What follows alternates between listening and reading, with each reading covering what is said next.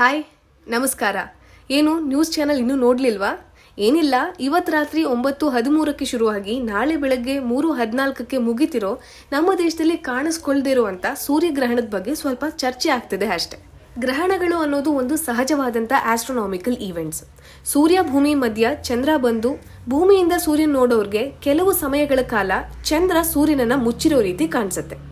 ಅದನ್ನ ಬಿಟ್ಟು ಸೂರ್ಯಗ್ರಹಣ, ಅದು ಅಮಾವಾಸ್ಯೆ ದಿನ ಬಂದಿರುವಂಥ ಸೂರ್ಯಗ್ರಹಣ ನಮಗೆ ಬ್ಯಾಡ್ ಲಕ್ಕನ್ನ ತರತ್ತೆ ಅಥವಾ ಕೆಟ್ಟ ಶಕನ ಅನ್ನೋದಕ್ಕೆ ಯಾವುದೇ ರೀತಿಯಾದಂಥ ಎವಿಡೆನ್ಸ್ ಇಲ್ಲ.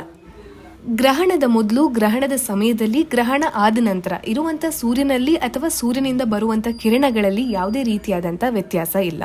ಗ್ರಹಣದ ದಿನ ಆಚೆ ಹೋಗಬಾರ್ದು, ಸ್ಪೆಷಲಿ ಪ್ರೆಗ್ನೆಂಟ್ ವುಮೆನ್, ಹಾಗೂ ಮಾಡಿರುವಂಥ ಅಡುಗೆ ವಿಷಕಾರಿ ಆಗತ್ತೆ ಅನ್ನೋದು ಒಂದು ಕುರುಡು ನಂಬಿಕೆ. ಇನ್ನು ವಿಜ್ಞಾನ ಹೇಳುತ್ತೆ, ಕೇವಲ ಗ್ರಹಣದ ದಿನ ಮಾತ್ರ ಅಲ್ಲ, ಯಾವುದೇ ದಿನಗಳಾಗಿರ್ಲಿ ಸೂರ್ಯನನ್ನ ನೇರವಾಗಿ ದೃಷ್ಟಿ ಇಟ್ಟು ನೋಡಬಾರ್ದು. ಕಾರಣ UV ಕಿರಣಗಳು ನಮ್ಮ ಕಣ್ಣಿಗೆ ಒಳ್ಳೆಯದಲ್ಲ. ಅದೇ ರೀತಿ ಗ್ರಹಣದ ದಿನ ಮಾತ್ರ ಅಲ್ಲ, ಯಾವುದೇ ದಿನ ಆಗಲಿ ಅತಿ ಹೆಚ್ಚು ಸಮಯಗಳ ಕಾಲ ನಾವು ಮಧ್ಯಾಹ್ನದ ಬಿಸಿಲಿನಲ್ಲಿ ಓಡಾಡಬಾರ್ದು. ಅಗೇನ್ ಸೇಮ್ ರೀಸನ್, ಚರ್ಮಕ್ಕೆ UV ಕಿರಣಗಳು ಒಳ್ಳೆಯದಲ್ಲ ಅಂತ ಹೇಳಿ. ಇಲ್ಲಿ ನಾನು ನಿಮ್ಮ ಆಚರಣೆಗಳ ವಿರುದ್ಧ ಮಾತಾಡ್ತಿಲ್ಲ. ಟ್ರೆಡಿಷನ್, ರಿಲಿಜನ್, ಭಕ್ತಿ ಭಾವ ಅವರವರಿಗೆ ಬಿಟ್ಟಿದ್ದು. ಹಬ್ಬ ಅಂದ್ರೆ ಸೂರ್ಯಗ್ರಹಣದ ನಂತರ ಸ್ನಾನ ಮಾಡೋಕೆ ಹೇಳ್ಬೋದು ಅಥವಾ ಮನೆನ ಮತ್ತೊಂದ್ಸರಿ ಕ್ಲೀನ್ ಮಾಡೋಕೆ ಹೇಳ್ಬೋದು. ಮಾಡಿ, ತಪ್ಪೇನಿಲ್ಲ.